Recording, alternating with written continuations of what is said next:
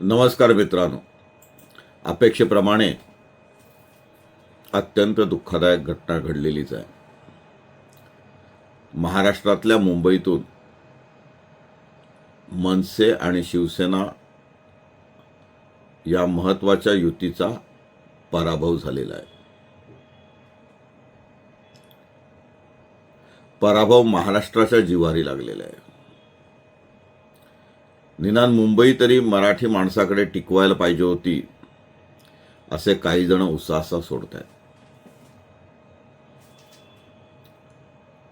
आता प्रतिक्रिया नक्कीच व्यक्त होतील.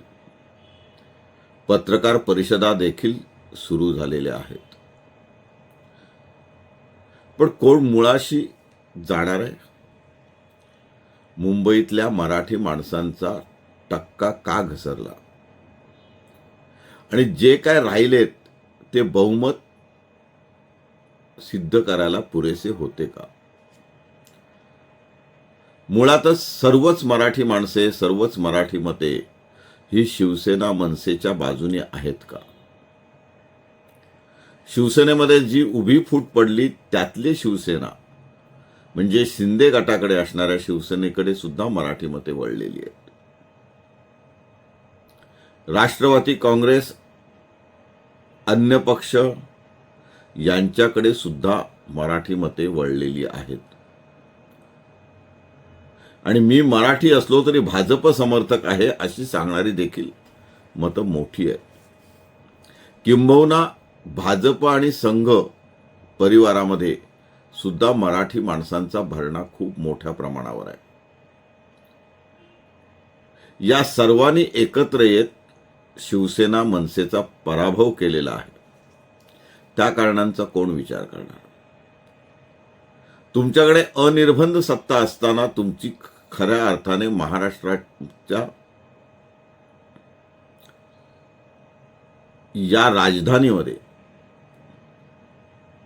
खरंच प्रगती होण्यासाठी किती साथ मिळाली? तुमचे माजी नगरसेवकांची आर्थिक परिस्थिती पूर्वी काय होती, नंतरच्या काळात 1 किंवा 2 टर्म निवडून आल्यानंतर एवढी परिस्थिती कशी सुधारली, ते बिल्डर कसे झाले, त्यांची हॉटेल्स कशी निर्माण झाली. मराठी माणसे मोठी होऊ नयेत असं मतदारांचं म्हणणं नव्हतं. पण तरी सुद्धा तुम्ही तुमचा पक्ष सांभाळू शकला नाही, तुमचं कुटुंब सांभाळू शकले नाहीत, ही भावना जनतेच्या मनात होती. तिच्याकडे तुम्ही दुर्लक्ष केलं. काल मध्यरात्री मुंबई विमानतळावरून टॅक्सीने परत येताना एक दुबे नावाचा सुशिक्षित मराठी स्पष्ट बोलणारा, ज्याचा जन्मच मुंबईत झाला, त्याच्याशी बोलणं झालं. त्याने जी काही दारुण परिस्थिती मुंबईची सांगितली आणि त्याने जे समीकरण मांडलं की ज्यांची राज्यात सत्ता आहे त्यांचीच सत्ता जर महानगरपालिकेत आली तर आम्हाला जास्त विकासाची कामे करता येतील. मुंबईमध्ये ज्या योजना आहेत त्या केंद्र शासनाच्या योजना आहेत आणि केंद्रात ज्याची सरकार आहे त्याचंच महाराष्ट्रात सरकार आहे. त्याच पक्षाला मानणारे जर संस्था म्हणजेच महानगरपालिकेमध्ये नगरसेवक निवडून आले तर आमची कामे जास्त वेगाने होतील. त्याने आणखी एक समीकरण मांडलं, ते सुद्धा महत्वाचं आहे. सतत भूमिका बदलून आणि सतत महाराष्ट्राचा, मराठी माणसाचा जयघोष करून मुंबईत जे बहुसंख्य परप्रांतीय आलेत त्यांच्या विरुद्ध बोलून, त्याच्या भाषेत गाली गलोच करून तुम्हाला मतं मिळणार कशी? मतदारांना आव्हान करताना तुम्ही दुसऱ्या लोकांना शत्रू मानता, मग ती लोक शत्रूप्रमाणेच वागली तर तुम्ही दोष का देता? हे सर्व मुद्दे विचारात घेण्यासारखे आहेत, आत्मपरीक्षण करण्यासाठी महत्वाचे आहेत. आपण पूर्वी केलेली बत्ताल वक्तव्ये आणि जर युती 20 वर्षानंतर करायची होती तर 20 वर्षात केलेली तोडफोडीची राजकारणं, मनसेचे आमदार असतील, मनसेचे नगरसेवक असतील, त्यांच्यावर झालेले अन्याय, त्यांना दाखवलेली आमिष,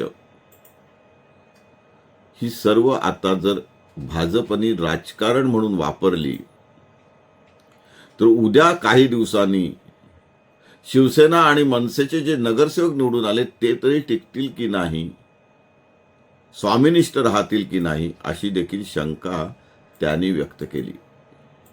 हे सर्व गंभीर आहे. मुंबई महानगरपालिकेची निवडणूक ही पैशावर लढली गेली, भावनेवर लढली गेली. सामान्य माणूस तिथे उभा राहू शकत नाही. त्यामुळे आलेल्या नगरसेवकांची जर माहिती घेतली, वैयक्तिक परिचय तपासले, तर ही महानगरपालिका म्हणजे सोन्याची कोंबडी आहे आणि ती कापण्यासाठी अनेक खाटीक तयार झालेत, एवढंच म्हणावं लागेल. जय हिंद, जय महाराष्ट्र.